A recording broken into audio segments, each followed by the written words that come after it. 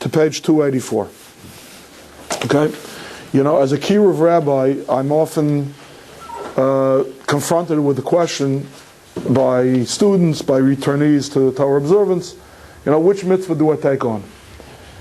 And, you know, it's a question that people of good conscience can agree to disagree about.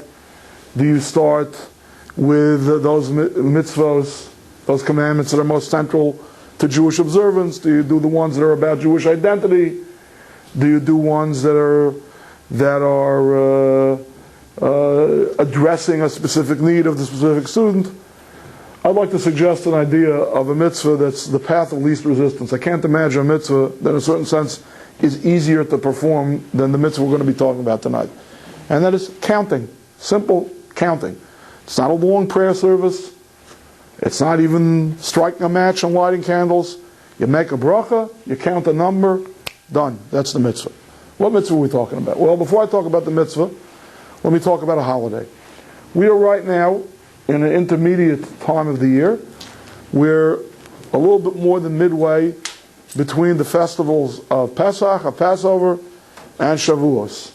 Does anyone know the translation of Shavuos, or Shavuot? What does Shavuot mean? Weeks. Funny name for a festival. Okay?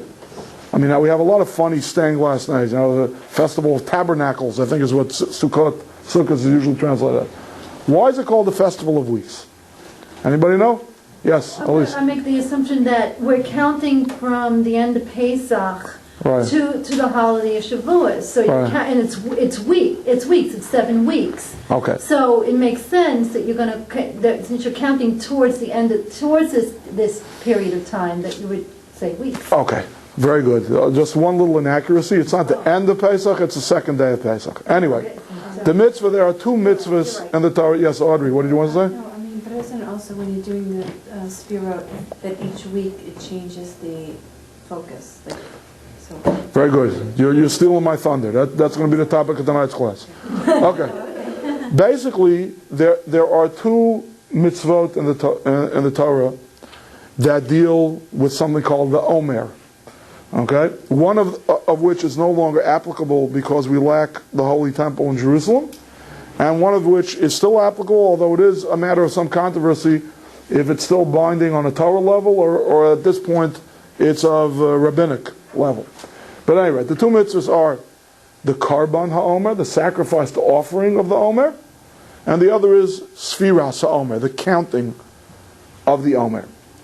The sacrifice of the Omer was a sacrifice, a meal offering. Okay, all sacrifices that were brought in the temple could be divided into three categories. Animal offerings, meal offerings. Meal by meal I mean like cornmeal or wheat meal, also known as flour, right? It wasn't cornmeal. There were only two kinds of flours that were used in any of those offerings. It was either wheat or barley. And then there were the wine libations. Okay? Coming along with many of the other offerings, wine was poured down the sides of the altar in the temple or in the tabernacle. So, there were individual offerings, there were communal offerings. One of the communal offerings brought on behalf of the entire Jewish people was something called the Karban HaOmer. An Omer, for those of you who are curious, is like saying a peck or a bushel. An Omer is a dry measure volume. Okay? And basically, it's the size, it's the amount of barley flour that you were supposed to bring as this offering. Okay? The function in Jewish ritual law of this carbon was not for atonement, it was not for guilt, it was what we call a matir. It was something which gave license for something else. To wit, the new crop. If they had planted a new crop in the fall, the winter, just shows you how detached I am from our ancient agrarian society. I'm not sure when you put in wheat and barley in an agrarian society. But at any rate, whatever the new crop was, it was forbidden to partake when you've harvested it, I would imagine in the early spring, in the weeks leading up to Passover, you were not allowed to partake of that new crop until this offering was brought. For those of you who are a little bit more kosher savvy, if you ever walk around, even in this neighborhood, you see pizza shops, bakeries say, Kamach Yashan. We only sell old flour. What does that mean? That means that even if you're 2 weeks before Passover this year, you're consuming wheat that was harvested before Passover the previous year. Okay, obviously right after Passover it's not much of a problem. So now in contemporary Jewish practice, when we no longer have this sacrifice of the Omer, the very second day of Passover is the surrogate. That's what allows the new crop to be eaten. Okay, so that's one mitzvah that involves the Omer. The other mitzvah is that we are supposed to count up from the second day of Passover, when this Omer is offered, 49 days, aka 7 weeks. When I say aka, also known as, I don't mean it's either or proposition. The verses in the Torah which command this mitzvah of the counting explicate that you should count the days and you should also count the weeks. Okay, we'll take a look in the Siddur in a minute. I'll show you how it's done in actual practice. In any event, these are the two mitzvahs. The mitzvah of the Karban Omer, which I'm not suggesting anyone adopt. We can't do it in contemporary practice because we lack a temple. We bring no sacrifices at all. But the mitzvah of counting the Omer is here. It's with us. And tonight's class, I want to talk a little bit about it and try to understand it. Yes.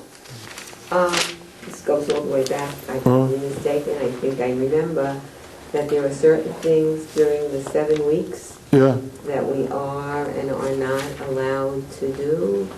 Yes, but that's on the level of custom, and I don't know if we're going to have time to even speak about it tonight. Basically, there's a 33-day period within the 49 days that is a period of national mourning, because in the Talmudic era, there was a devastating plague that killed 24,000 of the most brilliant students. Try to imagine if the entire intelligentsia of the United States of America got wiped out. The faculties of Harvard, Yale, Penn, Cornell, and some of the illustrious Stanford, Berkeley, that's what it's all about. But again, I don't even know if we're going to get to that tonight.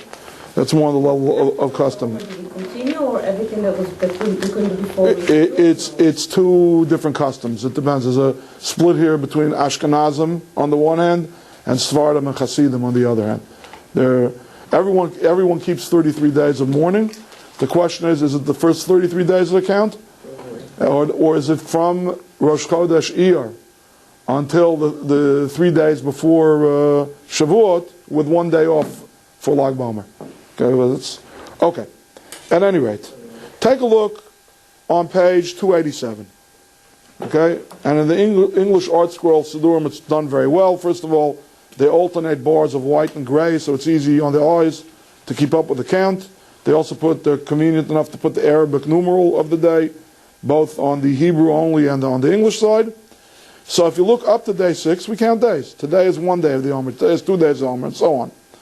Once you get to 7, right, today is 7 days, which are 1 week of the Omer. Okay, move on to where we were holding recently. Okay, let's go down to 29, just by way of example. Today is 29 days, which are 4 weeks and 1 day of the Omer. Okay, so that's the way the mitzvah is performed. First you say the total amount of days that you have, then you break it down between days and weeks. There are many beautiful reasons given among Jewish mitzvah philosophers for this mitzvah, but the one that resonates best with me, and perhaps the most famous one, is the one that the Sefer HaChinuch, the book of mitzvah education, says, and that's as follows.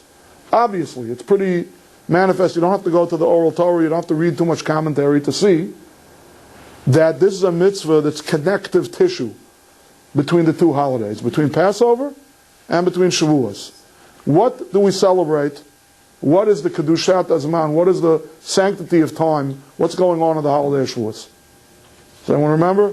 Yes? This is when Hashem gave us the Torah. Okay, when Hashem gave us the Torah. And if you remember in the prophecies to Moshe Rabbeinu, when he basically asked, in what merit are the Jews going to make the exodus from Egypt? Okay, God responded to him, Moses, when he had the vision of the burning bush, was standing on Mount Sinai, and God, in response to that question, said, when you take the nation out of Egypt, they will serve me on this mountain.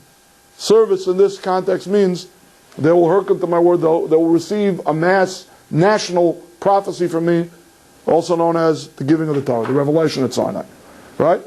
So it's nearly explicit in the words of the Torah that the whole purpose, the whole goal of the Exodus from Egypt was to come to a point in time in which God could reveal himself on Mount Sinai and give the sublime gift of the Torah to the Jewish nation. Yes? I just remember something. I remember reading something about the HaOmer and the counting in regards to the giving of the Torah. And one of the sages said, or one of the rabbis said, that the reasoning for the counting is when you're expecting something. Exactly. Okay, so you say it. I don't have to say it. Okay. Did the Sefer Chinuch. Tell everyone in the class. So when you're expecting something, you count the days for it. Okay, so let's say someone's getting married. So you're counting the weeks and the months until you get married. Right. Or if when you're a kid in school and you're waiting for summer vacation, you're marking off days on your calendar. Exactly. Right. Exactly. Exactly. Okay. So with the counting of the HaOmer, beautiful. So you're counting the days until the giving of the Torah. Okay. So the Sefer Chinuch, and again, this is the classic explanation for the reason behind this mitzvah, that it's an anticipatory mitzvah. When you're really, really looking forward to something, which in theory, ideally, every Jewish person should be looking forward to receiving the Torah at Sinai, so that is what the count is all about. There are two pretty obvious weaknesses, questions that are usually mounted, and again, these questions are not original. The super commentaries on the Sefer Chinuch and later authors ask these questions. There's a variety of answers. I'm going to try my hand tonight. What's faulty about this reason is, first of all, normal human nature is a count down, not a count up. We seem to be accumulating the days. Okay, when there's big marketing, the day after Thanksgiving is Black Friday, and then it goes only 22 shopping days till Xmas, right? When your wedding is coming up, only a week left, right? When you want to get out of school, or even when you're working, you want your vacation, it's a countdown, it's never a count up. Why the count up rather than the countdown? Logically, and strikingly, it's not like Judaism doesn't have any precedent for this. Okay, when on the Feast of Tabernacles, when they used to bring animal sacrifices in the temple, it started with 12, went down to 11, and so on and so forth. There's a learned discussion in the Talmud whether or not on the holiday of Hanukkah we should be lighting 8 candles the first night and going down, or, as is the halachic practice, 1 candle the first night and be moving up. But the idea of going in a descending order is not foreign to the performance of the mitzvah, so it's a reasonable question. If this is the reason behind the mitzvah, logically it should have been a countdown rather than a count up. A. B. This reason seems to divorce the mitzvah of counting the HaOmer from the Karban HaOmer, from the sacrifice HaOmer, after which, or with which, it shares the same name. Well, logically, it should have been called the Torah count, the receiving of the Torah count. What does it really have to do with the HaOmer? And parenthetically, there is some municipalities have sister cities. There is a sister sacrifice on Shavuos called the Shtei HaLechem, the 2 loaves that are brought on the holiday of Shavuos, which allow the new crop of grain for sacrificial use. Remember I told you that the HaOmer on the second day of Passover allows the new crop. That's for mundane, for private citizen use. You want to bring a new meal offering, either of wheat or of barley. Well, there's really only one that could be brought of barley. From the new crop, that's got to wait until Shavuos. So there seems to be a connection, even in terms of the relationship, to the new crop, and allowing consumption of the new crop. So these are the issues I want to address. Okay. So one of the things, and Audrey already alluded to it, look on page 286. It's not really fair for those of you who are not literate in Hebrew, but there is something in the black bar at the head of the page, starting, as we do in Hebrew, from right to left. They, count, and then Sefira. Sefira seems to be redundant, because Sefira is etymologically shares the same root as mispar, as a number. So it sounds like 2 ways of saying the same number, but it's not a number at all. What it is a midah. Okay? If you look, days 1 through 7, okay, are chesed. Chesed shebechesed, gvur shebechesed, tefer shebechesed. But everything is chesed. Okay? The week that we're currently holding in, the count that we're currently holding in is hod. So starting from day 29. Chesed shebehod, gvur shebehod, tefer shebehod, netzach shebehod, hod shebehod. Okay? What do these words mean? What is this all about? Why is it attached to Sefirat HaOmer? So here I have to wax slightly Kabbalistic, and even though I'm in the Jewish Heritage Center, a stronghold of Musar, not exactly a hotbed of mystical Judaism, I feel that I am safe because there's a printed in a Nusach Ashkenaz Siddur. Okay? The German Jews, the Lithuanian Jews are saying this as well. It's printed, it's right here, part of the liturgy, so we're allowed to study Siddur, so it's okay. Basically what this means is like this. A Sefira, for want of a better translation, all the English translation I've seen talks about 10 spheres or 10 emanations. Okay? Divinity, spirituality, the midos, the way God interfaces with His creation is through 10 spheros.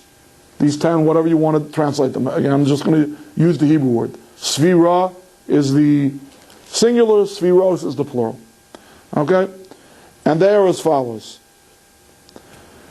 Chachma Bina Das, or Kesach Chachma Bina, those are the top three, and those we don't deal with during Sefirat HaOmer. Those mean wisdom, understanding, and intuitiveness, or a lot of different ways. There are three different functions of cognition. The other 7 are more what we'd call character traits. Chesed, Gvura, Tiferes. Chesed is loving kindness, Gvura is might, Tiferes is splendor, Netzach is translated either as eternity or as victory, Hod, a particular kind of beauty, which is what I hope to speak about a little bit tonight. Netzach, Hod, Yesod, Malchus. Yesod is foundation, Malchus is kingdom. Okay? Some of these midos, some of these characteristics can easily be applied to our own character traits and personality traits and our own attempts at ennobling our characters and in our own actualization of our own human potential. Some of them seem to be more godlike, and it's a little bit harder to understand how they relate to the human sphere. What does kingdom, what does foundation exactly have to do with a human being? Okay, thank God that's not the topic I'm speaking about tonight, so I haven't made such a rough task for myself. But suffice it to say that what's clear in all of the ethical and all the Kabbalistic literature is that this intervening period, the period between Passover on the one hand, the bookends festivals of Passover on the one hand, and Shavuos on the other hand, are about the refinement of the midos. And if you look at the prayer that said, take a look on page 285.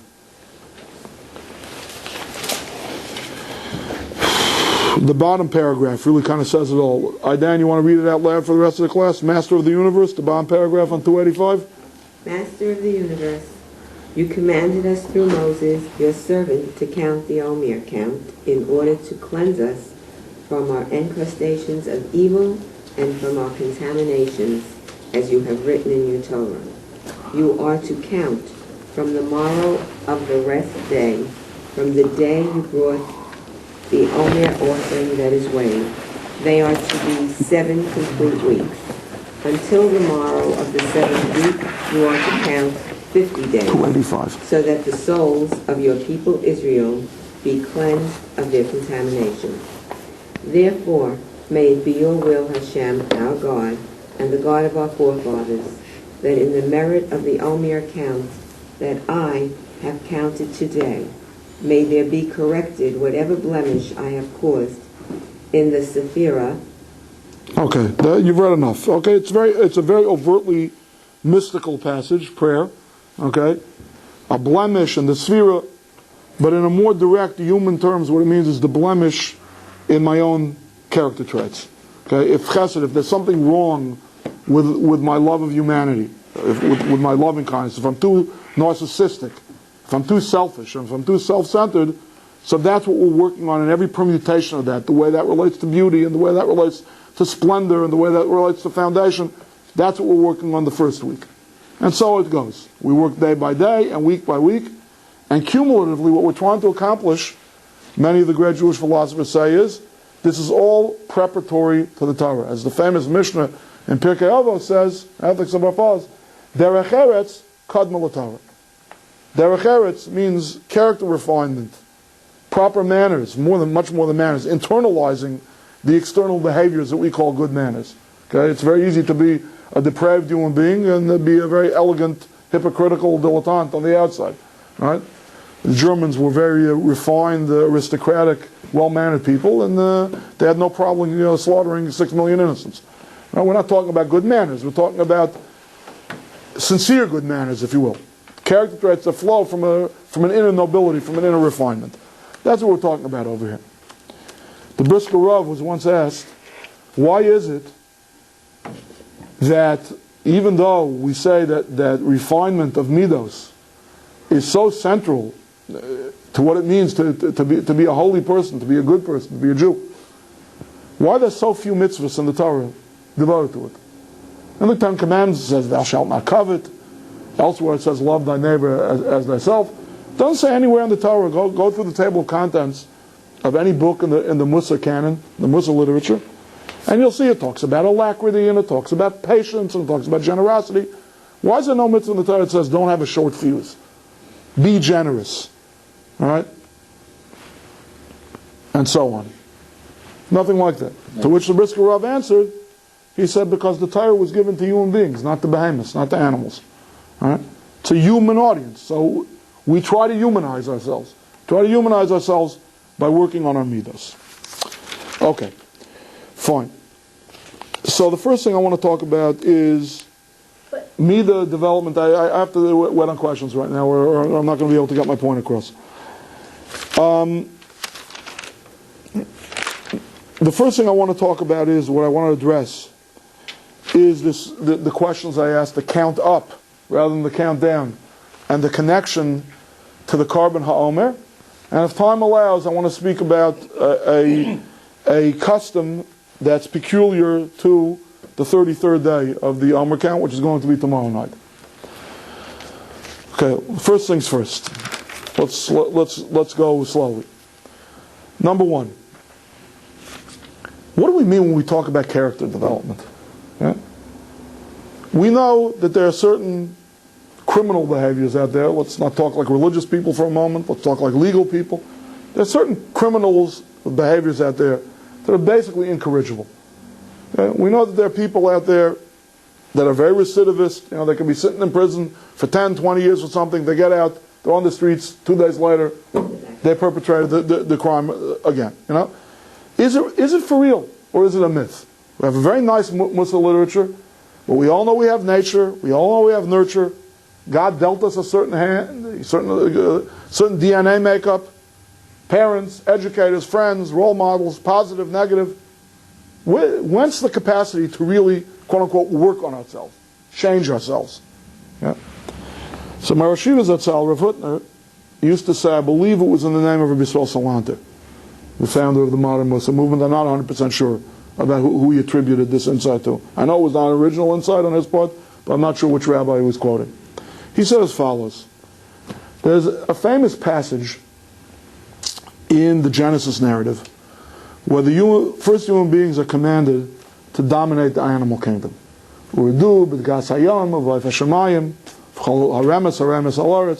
You should dominate, you should gain dominion over the winged birds and over the fish of the seas and of everything that creeps upon the earth. Right? And we know that primitive human beings domesticated animals. Right? More modern human beings caged animals that could not be domesticated. Basically, it's not an accident that we're at the end of the food chain and that all ecological pitches are made to human beings. We've got to take care of the other species on this planet. And for most of human history, until ecological awareness, the idea was they're there for us to exploit. Right? But certainly we have the power to domesticate animals. That's in the macrocosm. That's in the world writ large. But you have to understand something. We human beings are a microcosm. I've spoken about this in other classes. I think Hanukkah time I spoke about this. There's a famous early translation of the Torah, perhaps the first translation of the Torah into any language other than Aramaic, was something called the Septuagint. The Septuagint was a translation commissioned by, I hope I'm pronouncing his name right, Ptolemy the Elder, one of the Seleucid Greeks who took over after the death of Alexander the Great. His empire basically broke down into 4 spheres of influence. And Ptolemy the Elder, who I believe was in Alexandria, Egypt, commissioned 70 Jewish elders to translate the Torah. And he put them in 70 different rooms, because he didn't want collusion. He thought maybe if I put them together and I make an academic conference out of it, they're going to collude to try to trick me into certain misinformation. A miracle occurred, and they colluded anyway, according to the Talmud. There were 10 alterations that they made, and they all made the same alterations. And the first alteration was as follows. In the Genesis narrative, it says, in the Hebrew, Naaseh Adam b'tzalmeinu kidmusenu. Let us make man in our image and in our form. Now, obviously, that's playing right into the hands of the Greek polytheists. They had a pantheon of gods. They had one supreme God, right? Zeus, I believe it was. But there were a lot of other gods. And this passage in the Torah sounds like a validation of Greek polytheology. Right? There are many gods, and the chief God is saying, let us make man. So they changed it. And in the Septuagint it said, let me make man, in the singular. Okay? So that they would understand that the giver of the Torah and the bearers of the Torah were monotheists, not polytheists. Very nice. But it begs the question, why does it say it in the plural? If there is truly only one indivisible God, why does it say it in the plural? And the answer to that, there are many answers, but one of the classic answers is stated most beautifully in the book Nefesh HaChaim by Rav Chaim Volozhiner. And he says as follows. Man, human beings, were the last creation in Genesis. God is saying to everything that preceded man in creation, to the stars, to the one-celled amoebas, to the cancer cells, to the lions, to the snails, to the angels, I need all of your input. I'm about to create a microcosm. Okay? Men and women are not just some kind of higher animal, they're not just Homo sapiens. They're the balance of creation, writ small. Olam katan, a microcosm. Which means that we contain within us everything, from the glorious heights of the highest angel, right, to the one-celled creatures. We have that stuff, metaphysically, physically, it's all there within us. There's a little bit of lion within us. There's a little bit of sloth within us. Okay? And so, the same way humans were told, you can dominate the animals. What's uniquely human about us, our souls, our intellects, you can dominate what's animal within you. Now, what do I mean by what's animal within you? Again, I don't just mean our physical plants. We have to understand something. You know, we call somebody an animal, it's usually a pejorative. Right? Well, I think if you call Saddam Hussein or Hitler an animal, it's an insult to the animals. Right? Not to Saddam Hussein and Hitler. Right? But we have to understand, animals are not all bad. Okay? Maybe I'm preaching to the choir, to the converted over here. Maybe you have pet dogs and cats. I'm the child of 2 Eastern European Holocaust survivors. We didn't have any dogs and cats around the house. It was like an anathema, you know. It's almost like, you know, a German Shepherd in Treblinka or something like that. It could be a poodle, but to my father, a dog was, you know, something horrible. At any rate, what I really mean to say is this. The Talmud says that had the Torah never been given, and remember, Derech Eretz, Kadma LaTorah. Good manners, fine character traits, that takes precedence and precedes the giving of the Torah. If the Torah had never been given, the Talmud says, a person would learn alacrity, which really means what we call today industriousness, a type A personality, a can-do attitude, from the ants. A person would learn modesty from cats. A person would learn marital fidelity from doves. And according to Talmudic tradition, once doves mate, they keep one mate for the balance of their lifetime. Okay, they don't play the field. Right? So there are positive attributes that we can learn from the animal kingdom. Okay? Those are my 2 prefaces. Now let me go back to a question that I didn't articulate at the beginning of the class. The carbon HaOmer is singular, not just in its function, not just because it comes with a count and it allows a new crop. It's almost singular, it's almost unique in the material that it comes from. Does anyone know? Well, I gave it away. I said it's a meal offering. We know it's not an animal sacrifice, it's coming from flour. Do you know what I mean when I say it's almost unique? Ed, do you know? What's unique about among the menachos, among the flour/meal offerings? What's unique about the carbon HaOmer? It's barley. It's barley. supposed to be animal food. Animals like animal feed? Okay, well, you're getting a little bit ahead of yourselves. Okay, every other meal offering comes from wheat flour. Okay? None of the other grains are used. You don't have any oat offerings. You don't have any spelt offerings. Okay. Only two kinds of flour were ever used in meal offerings: wheat and barley. But the vast majority, the overwhelming majority, was fine wheat flour. There are only two that came from barley. The HaOmer is one, and which is the other one? You guys know about animal feed, so you probably know what the other one was. No, you can't remember? Cool. You remember something? No. Only wheat and barley. I'm asking for another sacrifice that came from barley flour, besides the HaOmer. The other sacrifice that came from barley flour was the Minchas Kanaos of the Sota, the suspected adulteress. Okay, which is I'll talk for a whole nother class, maybe a whole nother series. There is a supernatural trial described in the Torah about a woman who's suspected of adultery. To make a long story short, part of the process was offering a sacrifice, and this sacrifice was a meal offering that came from barley flour. A homiletic lesson that's learned there is, Rashi, quoting the Medrash, says on the spot, singular, why is every other meal offering from wheat and this one is from barley? And the answer that Rashi offers is, the sages of the Talmud offer is, she behaved in an animalistic way. There's something about adultery that speaks to the more base, the less uniquely human, the more animalistic drives in a human being. Therefore, let her offering be something that is normally animal feed. I always took great offense to this Rashi because the main ingredient at my cholent every Shabbos is barley. So I don't know what to say. Maybe tastes have changed over time. But I don't mean to be flip. That's what it says. So that's really the only thing I have to go on. Now, again, that's totally not applicable to this. We're talking about not sinners or suspected sinners or individuals. We're talking about the entirety of the Jewish people, which certainly the entirety of the Jewish people is considered saintly all the time. A. B, it's clear that the function of this offering is neither for guilt nor for sin. It's a communal offering that allows a new crop. So why is this one made out of animal feed? Yes? Could it be representing our animal behavior, or even if we're not necessarily behaving, but the potential to behave like animals? We want to take it away from us. Okay. Do you mean that in a negative way or in a positive way?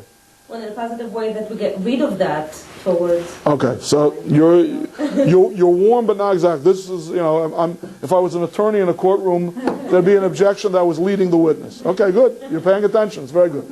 Okay. So here's what I want to say. Obviously, when we're talking about the suspected adulteress, we mean animalistic behavior in a very negative kind of a way.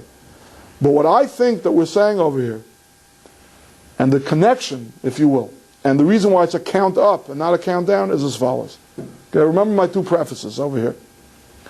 Midos, intellect is uniquely human. The top three spheros that we don't even talk about during the 7 weeks of the HaOmer, Chachma, Bina, Das, wisdom, knowledge, data, wisdom, understanding, different kinds of cognition. We're not talking about rectifying that. That's rectified. That's what's pure and most spiritual and most holy about us, is our brains. It's our minds. Brains is not the right word. Our spirits, our brains, our minds. The midos, as represented in the spheros, that's something that we have in common with animals. The good, the bad, and the ugly. We have a little bit of sloth in us, but we have a little bit of energetic ant in us. Okay? We have a little bit of the tomcat in us, and we have the fidelity of the doves within us. Okay? We have the showiness of the peacocks within us, but we also have the modesty, as per the Talmud, of the cats within us, and so on. Right? I believe, this is my humble theory over here, that the reason that the carbon HaOmer comes from barley, which is identified by our sages as animal feed, is to say, as we say in the liturgy of Sefirat HaOmer, don't deny, don't jettison the animal side of you. Make it an offering, make it a vehicle. The word karban, the word for offering in Hebrew, carbon, Rav Hirsch points out, is karov, come close to God, using that. Use it as a vehicle to bring yourself close to God. We're talking about sublimation, not subjugation. Take your midos, which you share in common with animals. Hod, Yesod, Chesed, Gvura, okay? Yizgaber Ka'ari, the Shulchan Aruch, the code of Jewish law begins. Be mighty like a lion. Our simile for might, for the midah of Gvura, is a lion. Be like a lion. Be like a plant. Hopefully I'm going to get to in a few minutes. We can relate some of the midos even to lower than the animals, to the plants. Okay? Take everything that's not uniquely human about you and ennoble that. Human beings were told, conquer the animal kingdom, get into husbandry, conquer the plants, use it for yourself. The human within you should take the animal and the plant and everything else within you and bring that as an offering to God. And that's why I think it's connected, the count is connected to the carbon. They're both called the mitzvah of the Omer, the carbon Omer and the Sefirat Omer. And I think that also addresses the question of why it's a count up rather than a count down. We're bringing everything. We're not jettisoning things. We're not getting rid of the days. We're not getting rid of our midos. We've ennobled that midah. We've refined that midah. We've got rid of, as Dan read, our encrustations and our impurities. Okay? We've clarified that midah, that character trait. We've humanized it. We took something in us that was animal and we've humanized it. And we're going with all of that as human beings towards Matan Torah. Now God has an audience to address. So you go through 49 days, 7 weeks of that, 7 thematically cohesive weeks, and you've got your holiday shuls. Okay, that's about the mitzvah of Sefirat HaOmer in general. Now I want to talk about a Jewish custom on Lag BaOmer. Lag is the acronym for the Hebrew letters Lamed and Gimel. Lamed has a numerical value of 30, Gimel of 3, hence 33. It's the 33rd day of the Omer. Traditionally, this is observed as the yard site, the anniversary of the death of the great Tana, the great author of the Mishnah, Rav Shimon Bar Yochai. Okay? The most famous celebration for Lag BaOmer takes place in the northern Galilean city of Meron in Israel. They light big bonfires. It's traditional Jewish children, Jewish boys who've not had their haircut for the first 3 years. They get their haircuts, they leave them payos, the side girls, and so on. A lot of beautiful ways. People make barbecues. It's it's half synagogue, half Woodstock up there, on Lag BaOmer. But anyway, one of the common customs, that at least till when I was a kid, I still remember when I was a kid in yeshiva day school, we used to go on field trips. They'd take us to a big park, and we'd do archery. We'd shoot bows and arrows. Okay? That was a common observance on Lag BaOmer. Okay? Now, I don't know if it's passé. I don't know if the day schools are still doing it. But when we were kids, archery was a custom to do in the entire diaspora, not just in Israel, not just in Meron. Wherever you lived, wherever you were growing up, you went out to the park, and you got those rubber-tipped arrows, and you shot bows and arrows. Huh? Okay. So first I'll give you the traditional reason that's given, which is also fairly mystical, and then I want to humbly submit another reason. The traditional reason that's given in the book Tamei HaMinhagim, the reason behind customs, is as follows. We all know that after the great flood, after the great deluge, God made a covenant with all of humanity, with the Noahites, with the sons of Noah, and He said, even if I'm angry again, okay, I will never bring a deluge, I'll never bring rain to totally destroy the earth. Maybe a particular country might suffer a flood, a particular region might suffer a flood, but a worldwide flood that wipes out humanity like I did in the times of Noah, that'll never happen again. What was the sign of that covenant? A rain bow. A bow. All right? Even in English it resonates. It's a bow. Okay? It's a bow. The Ramban Nachmanides says that in medieval times, the white flag was not the sign of surrender. The sign of surrender was when a city was besieged, one of the soldiers that was guarding the interior of the city would walk out, no, not shoot anything. They would walk out of the city gates holding their bow. One of the archers would walk out holding their bow pointed inwards, pointed towards them. Which means, I mean you no hostile, I have no hostile designs on you because I'm pointing my weapon at me, not at you. That was a sign of surrender. The rainbow, with the arch of the rainbow pointed towards the heavens, God's not shooting rain as a destructive force down anymore. The bow is pointed towards the warrior on high to the warrior in heaven, I'm surrendering. I have no more hostile intentions. That's how the rainbow, according to Nachmanides, became the sign of this covenant of never attacking humanity again. So, we have a mystical tradition in Judaism as follows. There are certain super-duper, supernal, saintly people who, as long as they are alive, God, kaviyachal, as it were, it's sacrilegious to speak about God as being moody, okay? But find such favor with humanity, just in the merit of this one saintly person, that during their lifetimes there's no need for the rainbow. Because remember, when you see a rainbow, if you're not a meteorologist, if you're a religious person with a slightly mystical bent, whip out your tillim and start praying. Because if there's a need for a rainbow at all, it means, there could have been a flood right now, but God, has to whip out his contract, his covenant, that he's not going to destroy all of us again. So therefore the rainbow appears. But there are certain tzaddikim, there are certain great saintly people who during their lifetime, there's no divine wrath, there's no divine anger. So there's no need for a rainbow. So tradition has it that the entire lifetime of Rabbi Shimon Bar Yochai, no rainbow ever appeared. There was such divine favor on earth at that time, that his entire lifespan, there were never any rainbows. The day he died, the 33rd day of the HaOmer, there was a rainbow. So to commemorate this, that's what the archery comes from. That's the traditional reason given. What time is it now? Okay, I think I have enough time to explain this. I want to offer something else. What's the theme of this week? Take a look again on page 287. And the day I'm talking about is day 33. Okay. The week starts, okay, the beginning of the 5th week, if you will, starts on day 29. Okay? Today is 29 days, which are 4 weeks and 1 day of the HaOmer. So we're into the 5th week already. Right? We've completely finished 4 weeks on day 28, and we're starting our 5th week. So for the next 7 days, which Sefirat, which trait, which emanation, which divine emanation are we refining, are we working on? Okay?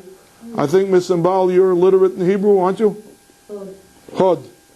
Okay? Chesed Shabbat. If you look on the Hebrew side of the page, starting from day 29 and going on for 7 more days until day 35. Chesed Shabbat. Gvura Shabbat, Sefirat Shabbat, Netzach Shabbat, Hod Shabbat, Yesod Shabbat, Malchut Shabbat. Okay? Hod. What is Hod? What does that mean? And you'll notice that 33 is the ultimate. Okay? Hod Shabbat. Okay? The best of the best. The Hod of the Hod. Hod is a kind of beauty. Okay? Now, there are many words in Hebrew, in biblical Hebrew, in modern Hebrew, that are, if you go on your thesaurus search in a Hebrew version of word, and you hit Yofi, beauty, you'll get Hod, you'll get Hadar, you'll get Chen. I don't know, can you think of a few more? I don't know. All right? These are all nuances. Maybe even Sefirat is a kind of beauty, right? These are all nuances of beauty. So what is the Torah aesthetic? Or what's a good working definition of beauty? Well, it's hard sometimes to define something, but it's easier to know an antonym. We know what beauty is not. And I can tell you what is definitely not beautiful, and again, this is not my idea, this is something I get from a sefer called Pakad Yitzchak. He says as follows: monotony is not only boring, it's ugly. Right? If you go to a concert, okay, a jazz concert, and the saxophonist just lets go of one note,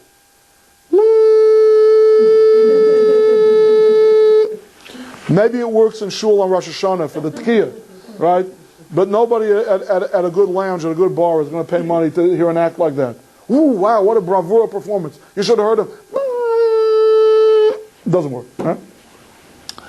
Call me a Philistine, call me somebody who doesn't understand art, but a monochromatic canvas, you have a big 20 by 40 canvas, and it's all black, or it's all blue, at least be Jackson Pollock, at least sprinkle something on it, give me a little contrast, right? Monotony is not beautiful.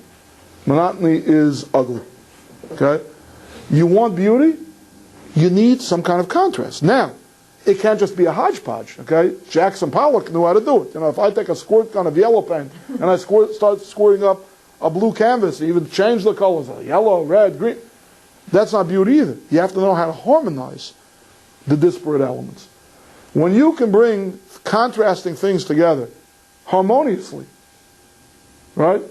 Whether it's audio, whether it's music, whether it's visual, whether it's sculpture, when you can bring a lot of harmonious, in a certain way clashing, contradicting elements together and bring them into a harmonious whole, that's a good working definition of beauty in general. The particular nuance of the word hod, says the Pachid Yitzchak, is when you've got an intrinsic contradiction within something that gets resolved over time and reveals the beauty of the thing. And in particular, he talks about the contradiction between weakness and strength. It's a very beautiful metaphor in the sages. It says as follows. A person should always, I'm not going to bother with the Hebrew, the time is short. A person should always strive to be as supple and as flexible as a reed, and never as tough and inflexible as the cedar tree. Because when the storm comes, initially the cedar tree resists, but ultimately it breaks in two. Whereas the reed, it bends this way, it bends that way, but it bends without breaking. And once the storm passes, then it endures. So at the time of the storm, who looked like the big macho tough guy? The cedar tree. Who looked like the little servile weakling? The reed. The reed was bending this way, that way, whichever way the wind blows, right? Like certain politicians, exit polls, right? Pro-Iraq, anti-Iraq, all depends. Which way is the wind blowing today, right? But ultimately, it was that weakness of the reed that gave it the strength to endure and to survive. The reed is a survivor. The cedar tree puts up a good show, but ultimately it's not a survivor, it breaks. Okay?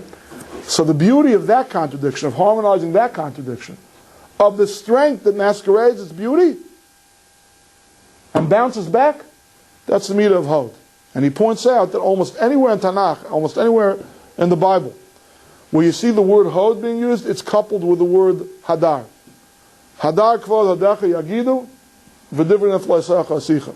If you go through Tanakh, that's how it goes. Hod and hadar. Hadar in Aramaic means chazer, means to return. Okay? When something is mahadar, when something comes back, then you can see the beauty of it, then you can see the hod. After the storm has passed and it bounces back, then you can begin to see the beauty. So it's that particular beauty of resolving of an internal contradiction of a strength that's masquerading as a weakness, that's the meat of hod, per the Pachid Yitzchak. Till now, some little bit perhaps too profound philosophy, and now I'm going to share a good story with you. The story is with two great Hasidic masters, the Radziner Rabbi and the Ostrovtzer Rabbi. Two great scholars, early 20th century Hasidic masters in Poland.